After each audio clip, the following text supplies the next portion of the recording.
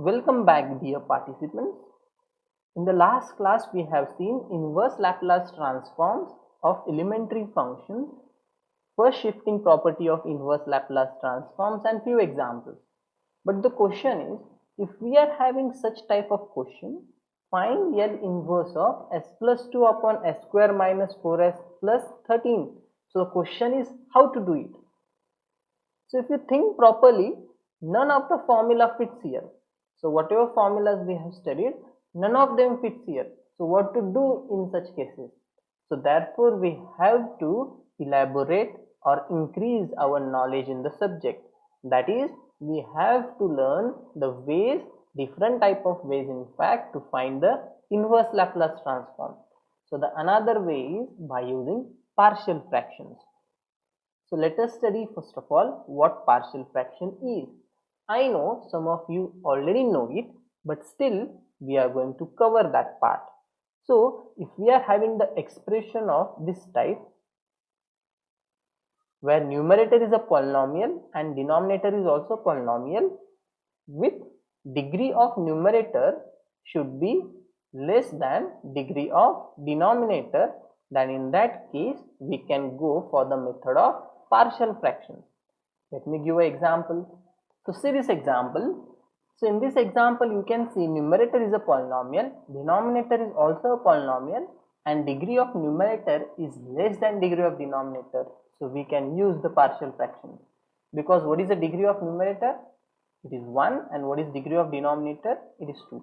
So it is an important condition that degree of a numerator should be less than degree of the denominator. But the question is how to use partial fraction, and here is the method. The method says that we need to factorize the denominator into real factors that will be either linear or quadratic. Sometimes it is not possible for us to factorize the denominator into linear factor. Over here we are considering only real linear factors and quadratic factors. Real in the sense we are not considering the complex numbers part. So whenever we are having in the denominator non-repeated linear factor x minus a, let me give an example. Suppose we are having s minus 4 upon s minus 1, s minus 2 and s minus 3. So this is an example of what? Non-repeated linear factor in the denominator. Then in such cases, what is our partial fraction? A upon x minus a.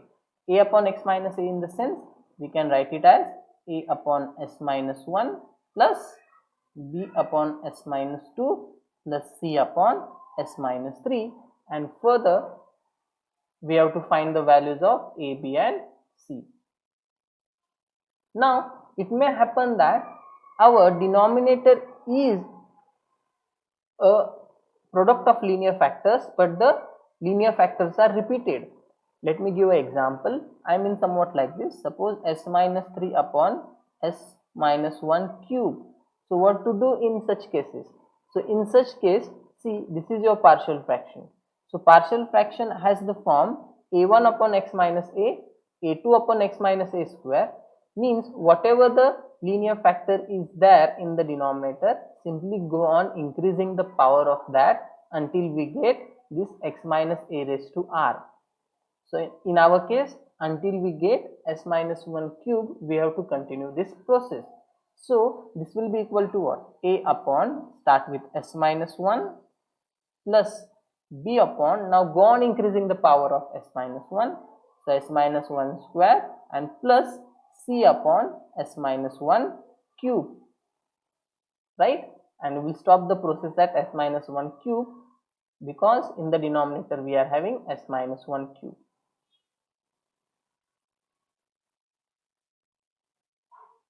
Now it may happen that in the denominator you are having non-repeated quadratic factors. So let me give an example of that as well. So suppose we are having s upon s square plus 1 and you are having s square plus 2. So this is non-repeated quadratic factors. So in such cases, our partial fraction is ax plus b upon x square plus ax plus b. Means if your quadratic factor is x square plus ax plus b, then your partial fraction is ax plus b upon x square plus ax plus b. Means this quadratic factors appears here as it is. So this is equal to, so this will be as plus b upon s square plus 1 plus a1s plus b1 upon s square plus 2. Is that okay? You can see this s square plus 1 appears here, this s square plus 2 appears here, but in the numerator what we are having? As plus b, and over here we are having a1s plus b1. Don't forget this. Okay. Now in some cases we may have repeated quadratic factors. Repeated quadratic factors in the sense s upon, let me say, s square plus 3 cube. So in such cases what to do? The logic is same. So we need to start from, if your repeated quadratic factor is x square plus ax plus b, so we need to start from x square plus ax plus b, go on increasing the power of x square plus ax plus b until we get r. Okay. So over here we have to go up to cube. So we will start with s square plus 3 because that is our quadratic factor. So this will be a1s plus b1 upon s square plus 3 plus a2s plus b2 upon s square plus 3 square and plus a3s plus b3 upon s square plus 3, we are going to go up to cube. So this is how we can use the partial fractions. So now we will go towards the examples. Before rushing towards the examples, you might see one note over here. So we will try to understand the meaning of this note while discussing the problem number 1. So let us jump into the problem. Now if you observe this problem properly, numerator is a polynomial, denominator is also polynomial, and the degree of numerator is 2 and degree of denominator is 3. So you can see that the degree of numerator is less than degree of denominator. So therefore here we can use the method of partial fractions. But in order to use the method of partial fraction, our denominator should be product of real, linear or quadratic factors. Linear or quadratic in the sense you should have factors of the type x minus a, or you should have factors of the type s square plus as plus b. But that is not the case over here. So we have to write the denominator either as product of linear or as a product of quadratic factor, whichever is possible. So let us see, are we able to write it as a product of linear factors or quadratic factors? So in order to do it, we have to recall the synthetic division that you have already studied. So in order to use the synthetic division, let me write it over here. So I'll say let f of s is equal to s cube minus 6s square plus 11s minus 6. So first of all, in the synthetic division, we find one root of this polynomial by using trial or error method, and we start with the roots 1, minus 1, then we go for 2, minus 2, 3, minus 3, and we continue. So now here we will check for s is equal to 1. Okay, so for s is equal to 1, what will be my f of 1 then? So my f of 1 will be equal to 1 minus 6 plus 11 minus 6, and you will see that this is equal to 0. If it comes out to be non-zero, then we will go for minus 1. We will put s is equal to minus 1 naturally. And if it again comes out to be non-zero, then we will put s is equal to 2. Again, if it comes out to be non-zero, then we'll put s is equal to -2, and this will continue until we get 0. So over here we got the 0 in the first step, I mean root in the first step itself, so which is well and good. Now since f of 1 is equal to 0, it means that 1 is a root. So now you might remember this diagram which you used to draw. So now I will write down the coefficients. So coefficient of s cube is 1, coefficient of s square is -6, coefficient of s is 11, and constant term is -6. Now I will write down the root over here. So my root is 1. So I will write down this 1 as it is. Now this 1 multiplied by 1 will be 1. So 1 minus 6, the sum is -5. Again 1 multiplied by -5 is -5, which I will write here. Now 11 minus 5 is 6, and 1 multiplied by 6 is 6, which I will write here, and we get 0. So this quantity should be 0. Just take a note of it. If it doesn't come to be 0, it means we have made some mistake in this part. So we got the coefficients now. So therefore, how can we write f of s? F of s can be written as, since s is equal to 1 is a root, so our factor is s minus 1, and we'll get a quadratic factor over here as s square. And what is the coefficient of s? That is -5, and the constant term is 6. So now the question is, can we factorize this quadratic polynomial as a product of linear factors? Again, let us see. So I want that the product should be 6 and the sum should be -5. So do I have such numbers? And the answer is yes, and the numbers are -2 and -3. So it will be s minus 2 and s minus 3. So now we have expressed this denominator as a product of linear factors. So therefore, how can we write it? This thing can be written as 2s square minus 6s plus 5 upon s minus 1 into s minus 2 into s minus 3. Yes. So now we are going to use the partial fraction method. So I'll say now this 2s square will be equal to, now you can see that we are having distinct linear factor in the denominator. So in this case, our partial fractions are a upon s minus 1 plus b upon s minus 2 plus c upon s minus 3. Now let us try to understand the meaning of this note. So over here, what this note is saying, to obtain the partial fractions,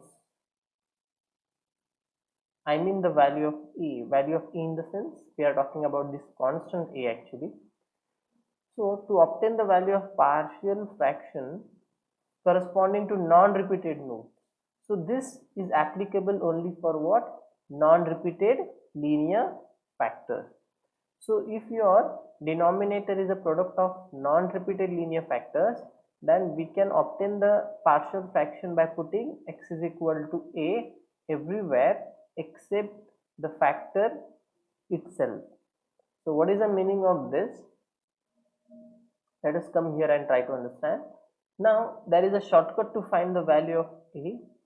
So we will observe the denominator. What is the denominator over here? It is s minus 1. So it means we are finding the partial fraction corresponding to s minus 1. So in order to get it, simply put s is equal to 1. But where we have to put s is equal to 1? Put s is equal to 1 in this fraction, but except in s minus 1. I mean s minus 1, leave s minus 1 apart and put s is equal to 1 everywhere in this part to get the value of a. I hope you are getting it. So a will be equal to, we are going to put s is equal to 1, so it will be 2 minus 6 plus 5 upon minus 1, and this will be minus 2, and if you simplify it, it will be 7 minus 6 is 1, so 1 upon 2, that is half. Now to get the value of b, we will put s is equal to 2, but where? Now in this part. Okay, leave that s minus 2 apart. So put s is equal to 2, so what we'll get? 2 multiplied by 4 minus 12 plus 5 upon 2 minus 1 is 1 and 2 minus 3 is minus 1, so this will be equal to 8. So 8 plus 5 will be 13, 13 minus 12 will be 1, so it will be minus 1. Next, to get the value of C, we will put S is equal to 3 now, but except S minus 3.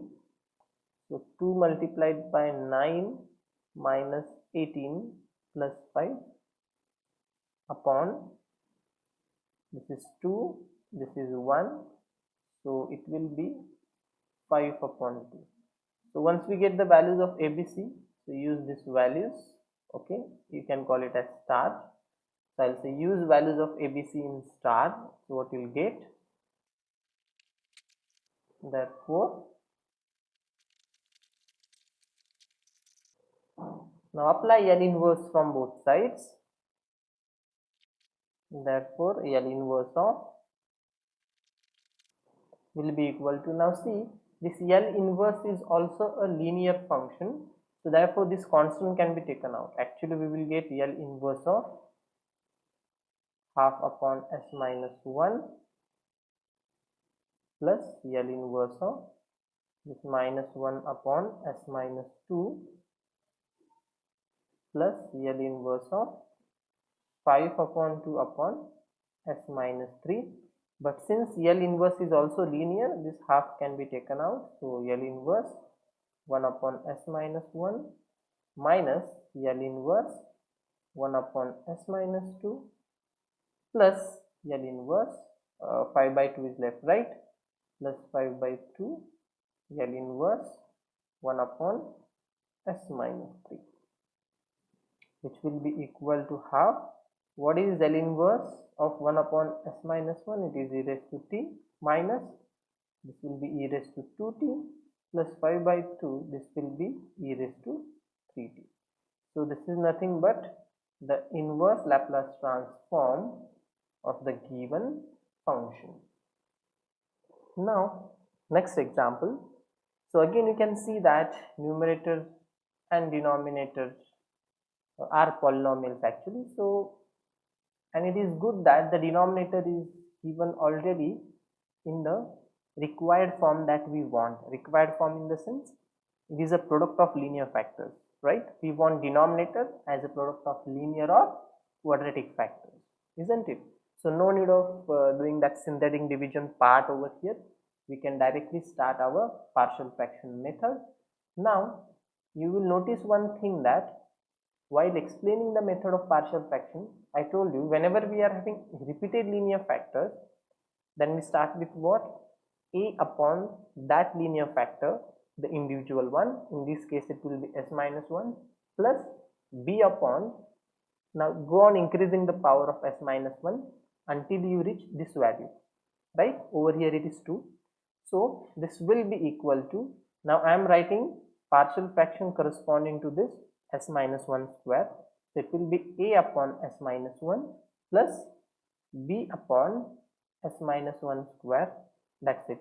But what about the partial fraction corresponding to S plus 2? It will be plus C upon S plus 2. Now we have to find these values of A, B and C.